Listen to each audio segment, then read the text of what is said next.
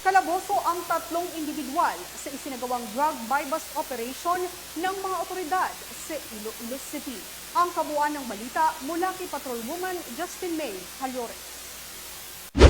Isang drug buy-bust operation ang inilunsad ng mga tauhan ng Iloilo City Police Station 1 sa pamumuno ni Police Captain Roque C. Jimeno III, OIC, na nagresulta sa pagka-aresto ng tatlong sospek sa pagbebenta ng ilegal na droga sa Barangay Palapala 1, City Proper, Iloilo City, bandang alas 11 ng gabi nito lamang ika-13 ng Mayo taong kasalukuyan. Pinangalanan ang mga nahuli na sina alias Zoren, lalaki, isang high-valued individual, tokhang surrendery at nakalista sa Badak, walang asawa at 30 anyos. Isang kasama niya ay si alias Salvador, lalaki, isa ring high-value individual, tokhang surrendery at nakalista rin sa Badak, walang asawa at 50 anyos.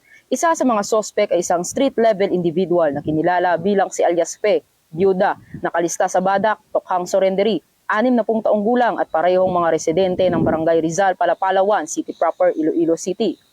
Nakumpiska ang 14 na heat-sealed transparent plastic sachet na naglalaman ng hinihinalang shabu na tinatayang may timbang na humigit kumulang 67 grams at nagkakahalaga ng 455,600 pesos, 13,000 piso na buy-bust money, kasama ang isang 100 peso bill at iba pang mga kagamitan.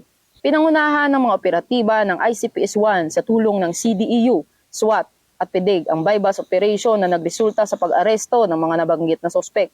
Sa ngayon, ang mga naarestong individual ay kasalukuyang nakakulong sa ICPS-1 Custodial Facility para sa tamang dokumentasyon at disposisyon. Patuloy ang kapulisan ng Iloilo City sa pagsugpo ng iligal na droga para makamit ang drug-free Western Visayas tungo sa bagong Pilipinas.